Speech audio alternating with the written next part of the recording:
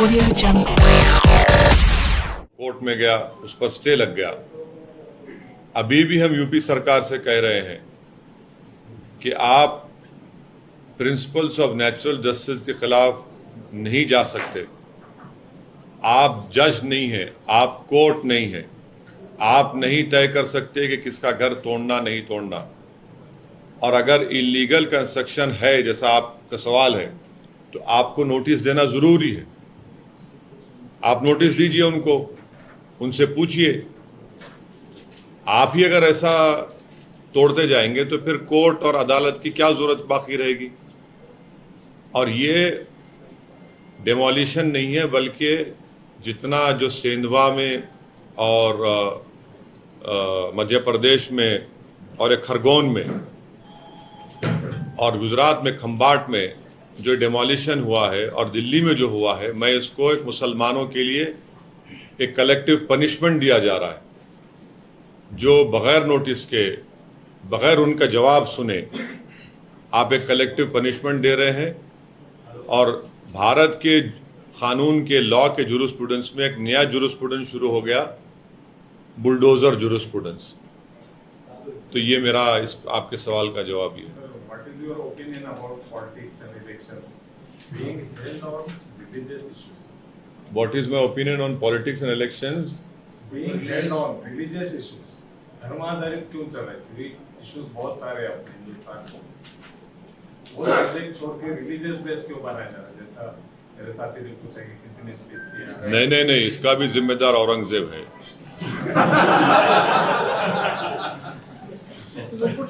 तो देखिए, रिलीजन तो कोड ऑफ कंडक्ट के कानून के लिहाज से आप इलेक्शंस के दौरान में रिलीजन को इस्तेमाल नहीं कर सकते,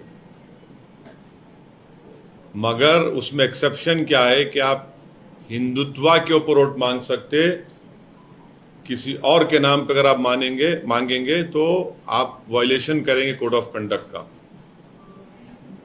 वो एक सुप्रीम कोर्ट का जजमेंट है, जस्टिस JS वर्मा का, और बाद में भी जस्टिस मेरे ख्याल से, मेरी मेमोरी सही है तो justice chief justice of India Chauhan साहब ने का भी जजमेंट है उसमें। ये बात बिल्कुल सही है कि रिलीजन के ऊपर पॉलिटिक्स नहीं होनी चाहिए, मगर हो रही है। और देश की जनता को इसके ऊपर फैसला करना है कि वो रिलीजन के ऊपर वोट देंगे या एम्पावरमेंट के नाम पर देंगे या फिर इकोनॉमिक डेवलपमेंट के नाम पे देंगे, किसानों की मसाइल को देखकर वोट देंगे, नौजवानों की जो बेरोजगारी आज भारत में है, वो पूरी दुनिया में सबसे ज़्यादा अगर नौजवान बेरोजगार है तो भारत में है। इन्फ्लेशन सबसे ज़्यादा है और ये सब चीज़ें हैं, तो जाहिर है ये तो जनता को तय करना है। सर, जो मिडिल ईस्ट में जो रिएक्शन आई है, जो एमईए ने रिएक्ट किया है, उसको आप कैसे जो रिएक्शन आई है ईरान, इराक और बाकी सऊदी अरब की तरफ से, और जिस तरीके से एमईए ने उसको रिस्पॉन्ड किया है, आप कैसे देखें? आपका भी सवाल कुछ था उससे, वही है। तो देखिए, times now English channel, news channel में प्राइम टाइम पर बीजेपी के स्पोक्स पर्सन भी हैं और नेशनल एग्जीक्यूटिव कमेटी के मेंबर भी हैं। उन्होंने प्रॉफेट मोहम्मद सल्लल्लाहु अलैहि वसल्लम के बारे में अनाप शनाप बका, उनको इंसल्ट करने की कोशिश की। और एक बात आपको याद रखना है कि उस प्रोग्राम से 1 या 2 दिन पहले न्यूज़ 24 एक न्यूज़ चैनल है, एंकर मानक गुप्ता साहब हैं, वही अल्फाज उन्होंने दोहराए। तो ये रिपीटेशन है ये। और एक बीजेपी के नेशनल स्पोक्स पर्सन जब रिपीटेशन करते हैं तो उनकी वो पार्टी लाइन है नंबर 1, इससे कोई इनकार नहीं कर सकते, तो पार्टी लाइन है। क्योंकि एक बार नहीं, दूसरी मर्तबा बोले। कार्रवाई तो हुई? हाँ, आपको सुन तो लीजिए, अभी आप एकदम ही आप बोल रहे हैं। तो उसके 10 दिन के बाद कार्रवाई हुई। जैसे आप जल्दी बोल दिए कार्रवाई हुई, अरे जल्दी कर देते तो सवाल ही नहीं उठता था। तो वो 10 दिन के बाद कार्रवाई हुई। पहले दिन, दूसरे दिन, तीसरे दिन, चौथे दिन, 5वें दिन, 6वें दिन, 7वें दिन, 8वें दिन, 9वें दिन देश के प्रधानमंत्री और उनकी सरकार ने कुछ कार्रवाई नहीं की। भिवंडी में उसके 2 दिन के बाद भिवंडी में हमारी जनसभा थी, उसमें मैंने अपने स्पीच में ये कहा कि हम देश के प्रधानमंत्री से रिक्वेस्ट करते हैं कि आप देश के प्रधानमंत्री हैं, आप हर रिलीजन के, कास्ट के आप प्रधानमंत्री हैं, आप इनके खिलाफ एक्शन लीजिए, आपके स्पोक्स पर्सन के खिलाफ। ये गलत कहा उन्होंने, मगर प्रधानमंत्री उस पर एक्शन नहीं लिए, उनकी सरकार उस पर एक्शन नहीं ली। हमको इस बात का गुस्सा है कि प्रधानमंत्री ने भारत के मुसलमानों को, जो नागरिक हैं इस देश के, उनकी बात को नहीं सुना। आपने हमारे गम को, हमारी पीड़ा को नहीं समझा, और आप अफसोस के साथ जो फॉरेन कंट्रीज में वहां पर उनके नागरिकों में गुस्सा पैदा हो गया, सोशल मीडिया पर वहां पर एक ट्रेंड करना शुरू कर दिया। इनके दोनों स्पोक्स पर्सन का, एक का ट्वीट और एक का वो अनाप शनाप जो उन्होंने बका। और अफसोस इस बात का है कि जब देश के वाइस प्रेसिडेंट प्लेन में थे, कतर को जा रहे थे, 2 दिन 3 दिन का ट्रिप था, जब प्लेन में उनसे थे, अभी लैंड नहीं किए दोहा में, तो उनसे कहा गया कि आपका बैंक्वेट कैंसिल हो गया है। जब वो लैंड करते हैं कतर में, तो जो मेजबान कंट्री है, जो होस्ट कंट्री है, वो भारत के एम्बेसडर को बुलाकर अपना ऑब्जेक्शन दर्ज करवाता है, और उसके बाद आप देखते हैं कि 12-13 कंट्रीज ने ये सब इस बात पर भारत को, एम्बेसडर्स को बुलाकर ये कहा। उसमें जो आपके भारत के जो एम्बेसडर हैं कतर में, उनका स्टेटमेंट आप पढ़ेंगे तो कहते हैं कि एक्शन लिया और ये लोग फ्रिंज एलिमेंट थे।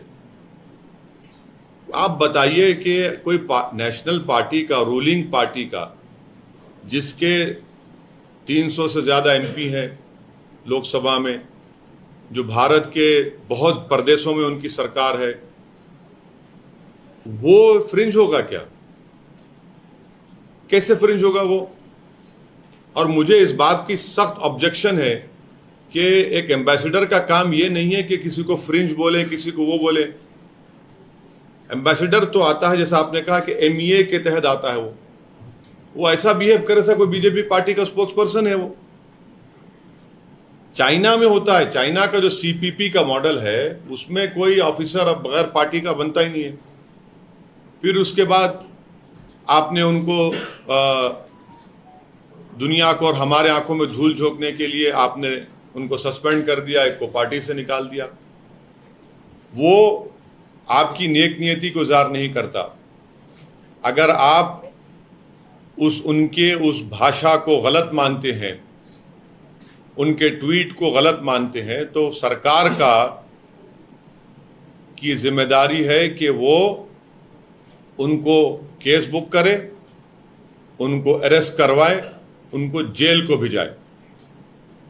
सिर्फ सस्पेंड करके आप ये नहीं बता सकते कि आपने बहुत बड़ा काम कर दिया। आपने कुछ काम नहीं किया, आपने 10 दिन के बाद काम किया, और आपने 10 दिन के बाद ये एक्शन लेकर देश के प्रधानमंत्री ने, जो 8 लाख भारत के लोग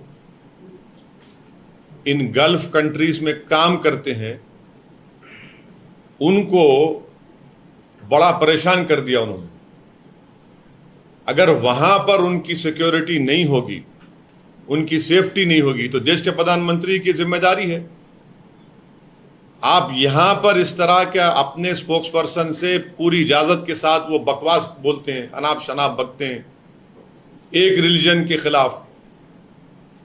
और आप तमाम मीडिया के लोगों के लिए मैं एक रिक्वेस्ट करके बता रहा हूं कि मुसलमानों के लिए, पूरी दुनिया में मुसलमानों के लिए सबसे महबूब तरीन चीज, सबसे जो सिंबल है हमारे लिए, वो prophet Mohammad peace be upon him, वो हमारे लिए बहुत इंपॉर्टेंट है। आप वहीं पर अनाप शनाप बकते हैं। तो इसमें आप देख लीजिए कि 8 मिलियन भारत के लोग गल्फ कंट्रीज में रहते हैं, 55% रेमिटेंस आते हैं हमारे देश को, मेहनत मजदूरी करते वो लोग, एनआरआई डेस्टिनेशन 10 में से 6 टॉप वहां के हैं, हमारा उनसे ऑयल आता है, एंटी टेररिज्म के ऊपर हम उनसे कोऑर्डिनेशन करते हैं, खतर अमेरिका का कमांड एंड कंट्रोल सेंटर वहां पर है, बहरीन में यूएस का नेवल बेस है, ट्रेड हमारा उनसे है। अभी हमने यूएई से बेहतरीन एक एग्रीमेंट साइन किया ट्रेड के लिए। तो इन सब चीजों को देश के प्रधानमंत्री दांव पे लगा दिए हैं। तो इसीलिए हम देश के प्रधानमंत्री से ये बता रहे हैं कि ये जो नफरत मुसलमानों के खिलाफ पैदा हो रही है, उसमें तो आप ही का रोल है, आपकी पार्टी का और आपका रोल है। हिजाब पे आपको खतरा, हलाल गोश्त पे आपको खतरा। अगर कोई बंडी पर गोश्त चिकन बनाकर बेचता तो नहीं, वहां नहीं बेचना तो दूसरी जगह बेच। और फिर ये जो नफरत पैदा हो रही है, तो ये जो इकोसिस्टम बन चुका है, इसीलिए इनको लगता है कि जो चाहे बोलो, इनको कुछ फर्क नहीं पड़ता है। 80-20 की लैंग्वेज कौन बोला है? शमशान खबरस्तान की जबान किसने इस्तेमाल की? किसने कहा था कि कपड़े देखकर पहचानो के कौन दंगाई है? ये पूरा बनता है ना इससे। देश के गद्दारों को गोली मारो, डैश डैश लोगों को, इन सब चीजों की वजह से इकोसिस्टम बन गया नफरत का। इसलिए भारत में मुसलमानों की डिग्निटी कहां है, हम पूछना चाह रहे हैं। अब आप ये सब बोलते बोलते बोलते हमारे प्रॉफेट मोहम्मद सल्लल्लाहु अलैहि वसल्लम पर आगे बात। डिग्निटी याद रखिए, भारत के संविधान का एक बहुत बड़ा हिस्सा है और कोई किसी को आप ऐसा नहीं कर सकते। और अभी भी हम उम्मीद करते हैं कि किसी भी मजहब के बड़े बड़े जो उनके रहनुमा है, जिस पर उनको अपना फेथ है, रोकिए ना आप, रोकना चाहिए, किसी को बोलना नहीं चाहिए उनके ऊपर। तो इसलिए हम उम्मीद करते हैं कि देश के प्रधानमंत्री, जो अंग्रेजी में कहते हैं वॉक द टॉक, करेंगे और उनके दोनों स्पोक्स पर्सन को अरेस्ट करवाएंगे और उनको जेल को भेजाएंगे। तभी ये सही मानों में वो इंसाफ होगा। वरना आप याद रखिए, 6-8 महीने के अंदर उनका रिहेबिलिटेशन हो जाएगा और उनका रीपैकेजिंग करके उनको पेश कर दिया जाएगा। ये होता आया है, तो ये बहुत गलत है, ये नहीं होना चाहिए और बहुत गलत काम हुआ है। तो क्या आपको लगता है कि सिविल वॉर की तरफ हम लोग जा रहे हैं, जैसे अमेरिका के कुछ रिपोर्ट्स भी आए हैं? और दूसरी बात, नुपुर शर्मा के फैमिली को जिस तरीके से थ्रेट आया है, एक बात सुनिए, बीजेपी का आप लेटर पढ़े सस्पेंशन का? हाँ, पढ़े आप? जो आया है नहीं पढ़े आप? नहीं पढ़ा। तो पढ़ना चाहिए आपको। आप बोल रहे उनकी जान पर थ्रेट आ रहे। नुपुर शर्मा की तरफ से जो आया है वही मेरा नहीं सवाल है। नहीं नहीं, उनको मीडिया को ये कहा नहीं नहीं, उनको मेरा जो फैमिली का एड्रेस है वो ना बताया जाए। कौन बताए? अरे बीजेपी सस्पेंशन लेटर में एड्रेस लिखती है उसका, और पढ़ के सुनाऊं क्या अभी आपको? वो आप लिखते हैं, मीडिया को देते हैं आपको। आप पूरा आम कर दिए उसका घर का एड्रेस, आप और हम नहीं किए। और जो थ्रेटनिंग कॉल आ रहे हैं उसके ऊपर आपकी क्या राय है? क्या आप नहीं हम अपील करना चाहेंगे? नहीं अपील, देखिए, कोई कानून हाथ में नहीं लेना, खत्म। कानून हाथ में लेने का इख्तियार किसी को नहीं है। हाँ, मेरे को भी तकलीफ हुई। मेरी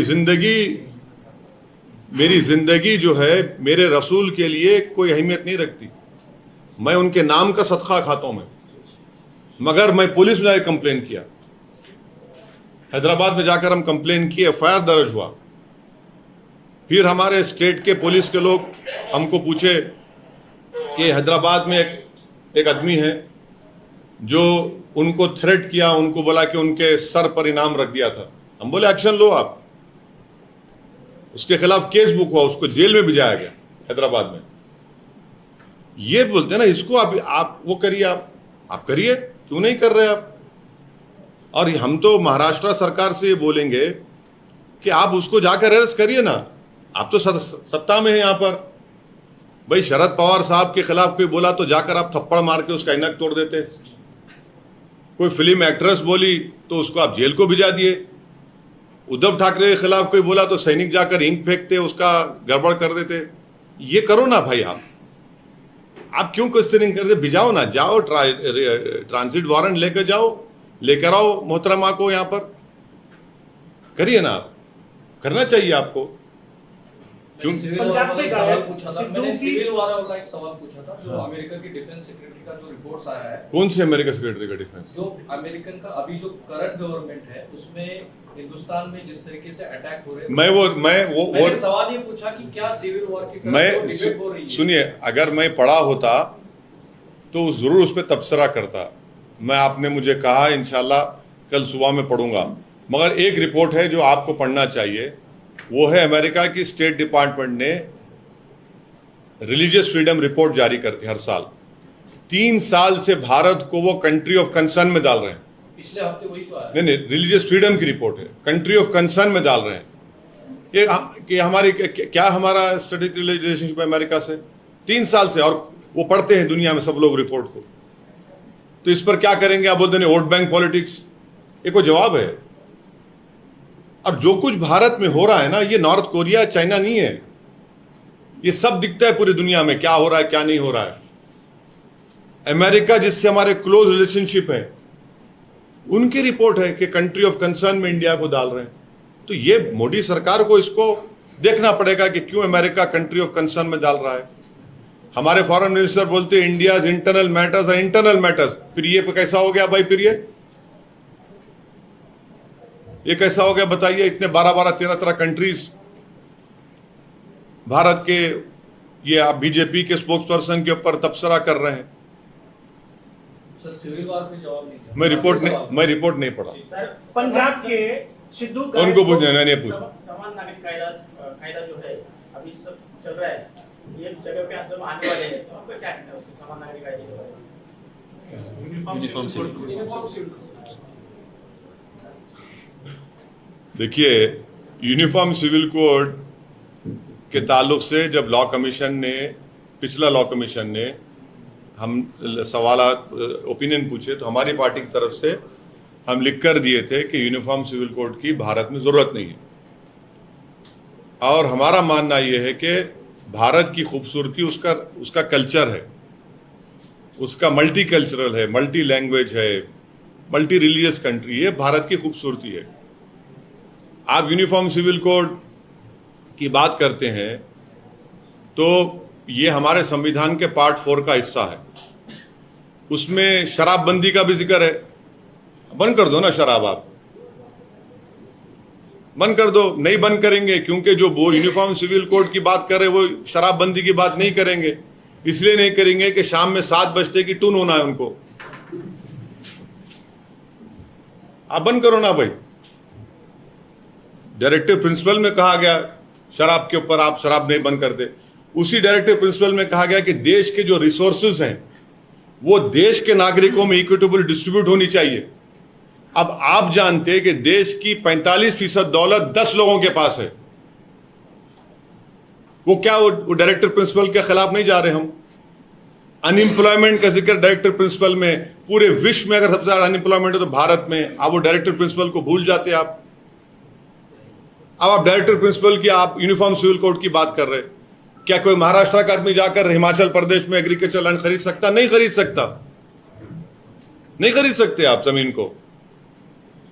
क्या आप, अगर आपको हमने संविधान में नॉर्थ ईस्ट के लिए उनका कल्चर का प्रोटेक्शन दिया है, क्या आप वहां पर आग लगाना चाहते हैं? आप लोग वहां पर नॉर्थ ईस्ट में उनका कल्चर बहुत इंपॉर्टेंट है। मिजोरम, नागालैंड, इन तमाम आसाम, इन जगहों पर क्या आप वहां पर करेंगे?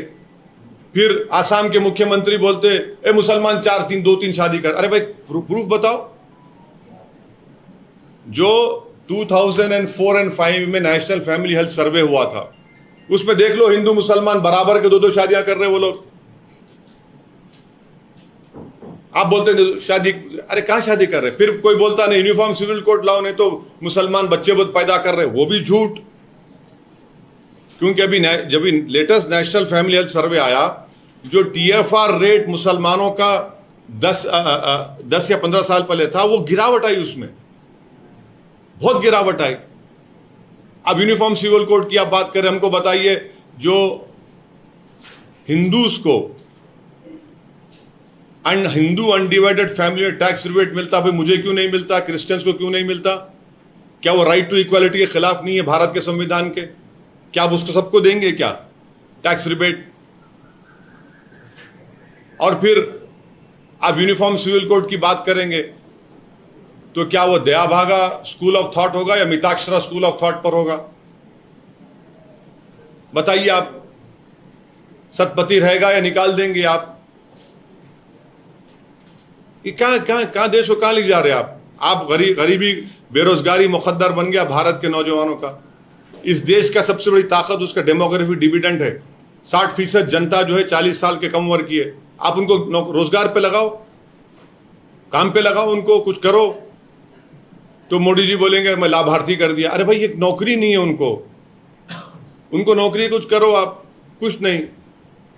अब यूनिफॉर्म सिविल कोड का एक झुंझुना दे दिए, लेके नाचो उसको, पेट भर जाएगा तुम्हारा। तो यूनिफॉर्म सिविल कोड की जरूरत ही नहीं है भारत को, बिल्कुल जरूरत नहीं है। बीजेपी का एजेंडा है। हमारी पार्टी लॉ कमीशन को लेटर लिखकर दी थी कि हम उसके खिलाफ हैं। और एक बात याद रखिए, मुसलमानों को उनको संविधान में प्रोटेक्शन आर्टिकल 29 से है, वो फंडामेंटल राइट है। मेरा कल्चर का प्रोटेक्शन है। आप कैसा कल्चर को छीन लेंगे मेरे? एक डायरेक्टिव प्रिंसिपल क्या फंडामेंटल राइट को छीन लेगा? तो ये सब चीजें हैं जो चैलेंजेस देश के सामने, उसको देखना नहीं चाहते। पंजाब के गायक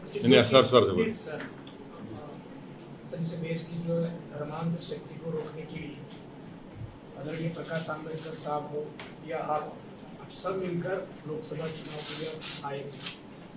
ये पूरा देश 80% जो बहुजन समाज है आपकी तरफ भगवान के जैसा सोचते थे दोनों को। तो इस लोकसभा में क्या हुआ सर? बाद में जो है ना लोगों का विश्वासघात हुआ आपकी तरफ से, दोनों की तरफ से, ऐसा लगता है सर? देखिए, हम और बाड़ा साहब जो है अलायंस में थे और बाड़ा साहब के साथ हम लोग, मैं खुद गया, कई मीटिंग्स को एड्रेस किया पार्लियामेंट के चुनाव में। और मैं हमेशा बाड़ा साहब को बोलता था कि हमको पार्लियामेंट चुनाव में उतनी ज़्यादा कामयाबी नहीं मिलेगी, विधानसभा में मिलेगी, क्योंकि हम लोग लास्ट मोमेंट पर मिले थे। तो बड़ा साहब बोलते नहीं ओवैसी साहब आप नहीं जानते, हम लोग सीट निकाल रहे, जितने जीत रहे कर। बोला ठीक है सर, आपको अच्छा मालूम। फिर वो असेंबली का चुनाव आया तो मैं बड़ा साहब से हम लोग मिले, इम्तियाज साहब मिले, डॉक्टर गफ्फार खादरी हमारे वर्किंग प्रेसिडेंट वो मिले। हम उनसे एक ही रिक्वेस्ट कर रहे थे कि हमको आप कितने, हम 16 सीट बोले, 20 सीट बोले थे, 32 सीट्स के हम लिस्ट दिए थे उनको, तो वो राजी नहीं थे। फिर मैं पूना गया, पूना जाकर मैं उनसे अकेले 1-to-1 बात किया बड़ा साहब से। मैं आज भी इज्जत करता हूँ और कल भी करता रहूंगा। आखिर में उनको बोला कि बड़ा साहब एक काम करिए, आप 32 नहीं, बोला ठीक है 32 नहीं, आप मेरे को सिर्फ 8 सीट दे दो, जिसमें से 2 हमारे सिटिंग एमएलए है, इम्तियाज साहब की सीट और वारिस पठान की। उस पर भी बोले नहीं, वो भी नहीं दूंगा मैं। अब आप बोलिए मेरा सिटिंग एमएलए की सीट पर अगर आप नहीं देंगे तो कैसा होगा? मैं बोला भाई 8 सीट दे दो मेरे को, आप पूरा ले लो। तो मैं 3-4 घंटे बैठा, वो उसके बाद नहीं हुआ। तो अब मैं सिटिंग एमएलए की सीट कैसे छोड़ूंगा बताइए आप? तो यकीनन लोगों को इस बारे में तकलीफ होंगी, हमको भी तकलीफ है। अब ये प्रैक्टिकल रीजंस हैं, तो इस पर अब क्या कर सकते हैं? मैं उन मोहन भागवत जी ने कहा कि देश के हर मजबूत ये बात आपको रखने वाली है या कैसा? उन्होंने बहुत बोलते रहते हैं साहब, उस पर ज़्यादा ध्यान देने की जरूरत नहीं है। तो इसलिए सर कहीं नहीं जा रहा हूँ, मुकम्मल कर लूँ मोहन भागवत। तो वो थोड़े दिन पहले बोले थे 1 साल 1.5 साल मुसलमान चोरी का सामान है। अब बोलते हैं कि ये बयान दिए, और उस बयान का पूरा हिस्सा बोलिए ना आप। उस स्टेटमेंट में, उनकी भाषण में उन्होंने कहा कि मुसलमानों के पूर्वज हिंदू थे और आक्रमण करने वालों ने इस्लाम को लाया। ये क्या बात है भाई? बार बार हमको आप ले जाकर एक रिलीजन जोड़ देते हैं। तो क्या मोहन भगवत साहब के पूर्वज क्या बुद्धिस्ट थे क्या? उनको जबरन चेंज कर दिया गया, ये क्या बात है? और बोलते कि इस्लाम आक्रमण इस्लाम आक्रमण से नहीं आया देश में। इस्लाम आया केरल में, ट्रेडर्स से आया, स्कॉलर्स से आया, सूफियों से आया, और इसीलिए देश के प्रधानमंत्री भारत की सबसे पहली मस्जिद, बल्कि पूरे जो हम लोग बोलते हैं ना बर्रे सगीर सब कॉन्टिनेंट, उसकी सबसे पहली मस्जिद ले जाकर उसका मिनिएचर सऊदी अरब के बादशाह को दिया। और ये बोलना कि ऐसा मत करो भाई, जितने पिटिशनर ज्ञानवापी में, मथुरा में, क्या वो संघ के नहीं है क्या? संघ के हैं पूरे वो। आप उनका बैकग्राउंड चेक कर लीजिए, मालूम कर लीजिए। खुद तेलंगाना में उनका प्रेसिडेंट बोलता कि हम मस्जिद को खोदेंगे। ये क्या बात कर रहे हैं वो? आप खुद पार्टी हैं उसमें, आपके लोग कोर्ट को भाग रहे हैं, आपके सब लोग आप वो बोल रहे हैं, तो केसेस विड्रॉ कर लो ना, फिर आप खत्म करो केसेस को। फिर आप सर अभी जो लोकल इलेक्शन हुए हैं उसमें आप एमआईएम, कांग्रेस, राष्ट्रवादी या आठवले के साथ कोई अलायंस करेगी? अभी तो अलायंस का कोई बात सोचे भी नहीं ना, बहुत जल्दी है। अभी तो हम अपनी पार्टी को मजबूत करने निकल रहे हैं, संगठन को, जनता से अपने जाके अपना मैसेज देने का, और उसी तैयारी में हम लोग लगे हुए हैं। अब ये अलायंसेस का तो ये, और डॉक्टर गफ्फार कादरी साहब आपको अच्छा बताएं। महाराष्ट्र में स्टेपिंग स्टोन बोल के एमआईएम का यूज लोग कर रहे हैं। शुरू में आते हैं एमआईएम में और बाद में राष्ट्रवादी ने जवाब। अरे मैं कभी फायदा तो हो रहा ना, नुकसान तो नहीं हो रहा किसी को। सर जो पुराने जो लोग हैं, अभी पुराने लोग, आप भी तो पुराने हैं, आजकल मीडिया में आ गया। पुराने लोगों को आप नगर पालिका है, हमारी ख्वाहिश है कि यहाँ पे भी कुछ नगर सीट चुन के आए। आपके दिल में कुछ राज छुपा हुआ है। पुराने लोगों को लो सर, ऐसा सर एक सवाल ये है, आपके नांदेड़ के प्रेस कॉन्फ्रेंस के बाद शिवसेना के अरविंद सावंत ने ये बात कही कि जिस तरीके से हम लोग अभी नई राजनीति लेके चले हैं, तो ये एमआईएम का फर्ज है कि वो हम लोगों को सपोर्ट करें। और दूसरी बात, जब इम्तियाज जलील साहब हमसे बात कर रहे थे तब उन्होंने कहा कि हमारी भी कुछ कंडीशंस है, तो वो क्या कंडीशंस? ये इम्तियाज जलील साहब बता सकते हैं, क्योंकि ये उनका नहीं देखिए, कोई बातचीत हमारे से कोई नहीं करे, मैं आपको बता रहा हूँ, वो गलत कह रहे हैं। तो कंडीशन लाने का सवाल ही क्या होता है? मैं जब हमारे दोनों विधायक से बात किया तो उन्होंने कहा कि हमारे उनके कॉन्स्टिट्यूंसी में उनके बहुत से डेवलपमेंट के मसाइल, मालेगांव में है, धुलिया में है, और साथ ही साथ जो है माइनॉरिटीज़ के इश्यूज भी हैं महाराष्ट्र में। तो हमसे कोई जब बात करेंगे तो हम क्या बात करें आपको बोल सकते हैं।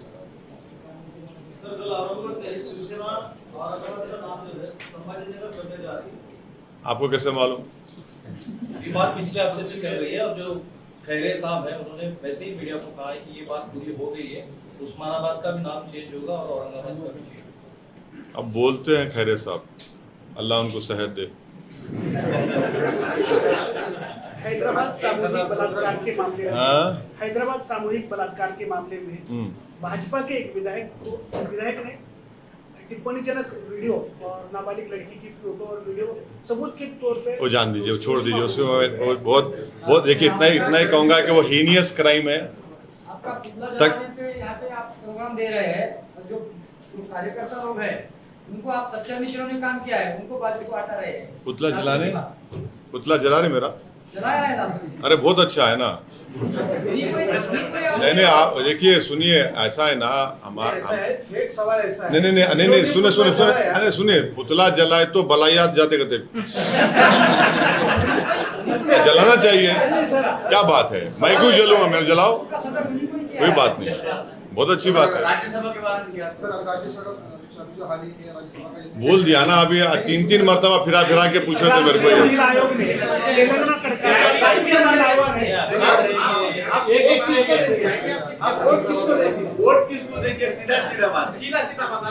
सीधा बात, अभी जब बात करेंगे तो करेंगे, नहीं करे तो अपना फैसला करके बताएंगे। किससे करेंगे? हाँ नहीं, देखो सुनिए, भाजपा और सेना में ही चल रहा है। नहीं सुनिए, अभी हम तो आपके जरिए से बोल दिए, वो मैसेज जाएगा, वो लोग बात करेंगे, हम बात करेंगे। सुनो, नहीं बात करेंगे, हमारा जो कर रहे हैं फैसला लेंगे ना। नहीं तो दोनों भी, एक तो सेना है और दूसरी भाजपा। अरे भाई आप किससे बात करेंगे आप? अरे जो बात करेंगे हमसे उनसे बात करेंगे। अच्छा, भाजपा भी बात की तो भी आप बात करेंगे? नहीं, भाजपा से क्यों बात करेंगे? सेना से बात करेंगे। अरे उसमें अकेले वो हैं क्या? उसमें तो पूरा 3 पार्टियां हैं ना, 3 पार्टियां हैं। नहीं देखिए, अगर वो बात करे, देखिए हम लोग हैदराबाद में क्या बोलते हैं, जिसके पेट में दर्द है उन्हें अजवान खाना।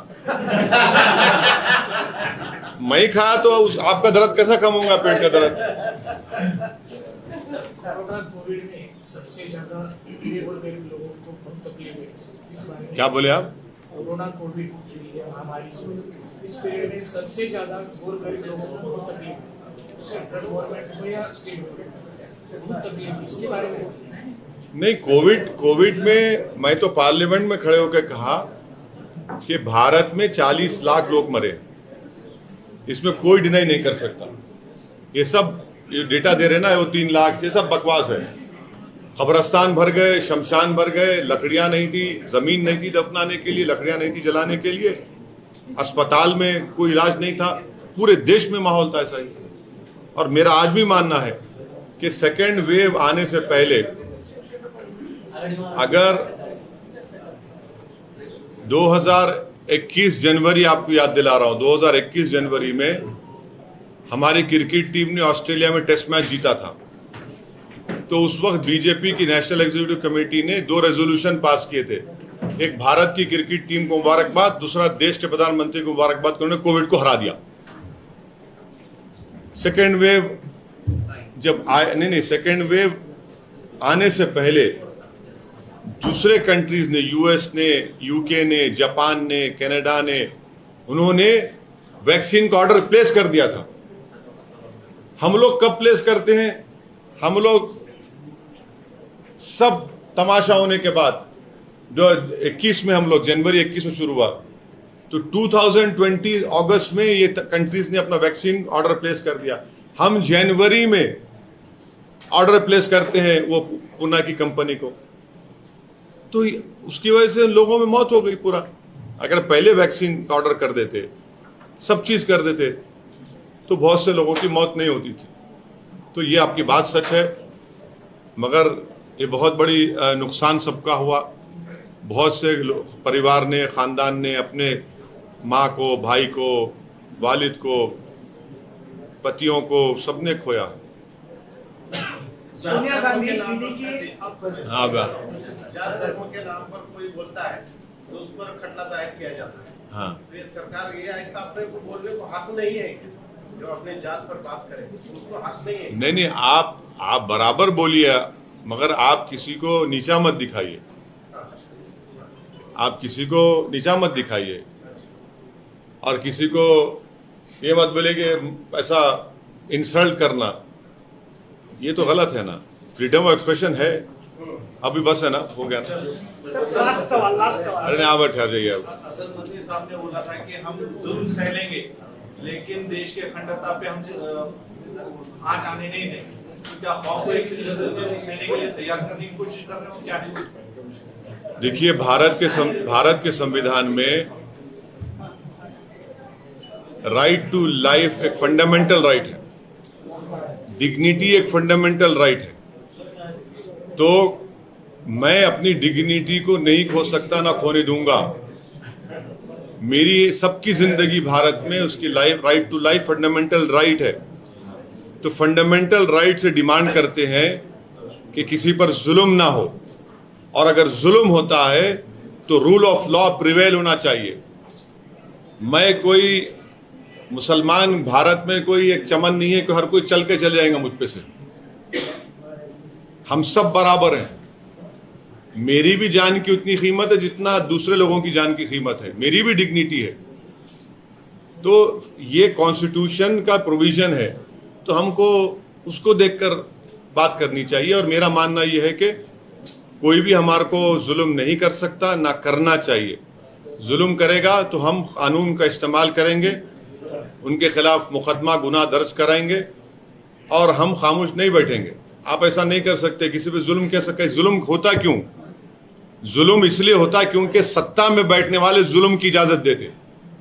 ये हमको समझने की जरूरत है, क्योंकि अगर उसको मालूम कि मेरा बैठने वाला जो बड़ा आदमी है वो मेरा माई बाप है और माई बाप मेरी हर गलती को माफ कर देगा, तो वो जुल्म करता है। जब उसको मालूम हो जाएगा कि तेरे जुल्म अब नहीं चलेगा, तो जुल्म बंद हुआ था। तो इसलिए सत्ता में बैठने वाले इजाजत देते हैं जुल्म करने की। इसीलिए आप देखते हैं कि कभी मॉब लिंचिंग हो जाती है गोश्त के नाम पे। अभी यूपी में एक लड़के को, जिसका बाप खबर खोदता है, उसको यूपी की पुलिस ने इतना मारा, उसके रेक्टम में एक बैम्बू को घुसा दिया। आप जाके बोलेंगे उसको कि सबर कर ले, जुल्म सह ले? आप बताइए, कानपुर में जो बच्चों को मुलविस नहीं है, जिनका इन्वॉल्वमेंट नहीं है, उनको आप पकड़ रहे हैं, आप बोलेंगे जुल्म सह ले? बगैर नोटिस के घर तोड़ रहे हैं, जुल्म सह ले? जुल्म इसलिए होता है क्योंकि सरकार उन लोगों को इजाजत देती है। जुल्म इसलिए होता है क्योंकि सरकार एक पक्षपात करती है, एक विशेष समुदाय के लोगों को उनको करार देती है कि भाई ये इनको ऐसा कर दो। तो इसलिए ये चीजों को समझने की जरूरत है। जहां हमारी पार्टी का मौक़िफ़ ये है कि हम जुल्म नहीं सहेंगे, हम इंसाफ चाहते हैं, और जुल्म और इंसाफ में फर्क है। जुल्म जब तक होगा, जुल्म को सहना भी जुल्म है। इंसाफ जब होगा तो अमन रहेगा, और इंसाफ उस वक्त होगा जब सरकारें भारत के संविधान को देखकर उस पर इंप्लीमेंट करेंगी। और हम जुल्म के खिलाफ आवाज उठाते आए हैं और उठाते रहेंगे, मगर कानून को हाथ में नहीं लेना चाहिए। फर्क है उसमें। सर, लास्ट सवाल, आपकी पार्टी में महिलाओं का क्या स्थान है? बहुत बड़ा स्थान है, क्यों नहीं है? बिल्कुल है। हमारे पार्टी में महिला विंग है, हर जगह उनको पोजीशंस हैं। उनको हम बगैर देखिए 50% आबादी को छोड़ के बगैर कैसा कोई पॉलिटिकल पार्टी काम कर पाएगी? तो यकीनन उनको साथ लेना है, और हम बल्कि मैं इतराफ़ भी करता हूं, हमको और करने की ज़रूरत है, और हम इंशाल्लाह उस पर करेंगे। ये हमारे मोहम्मद अली साहब हैं।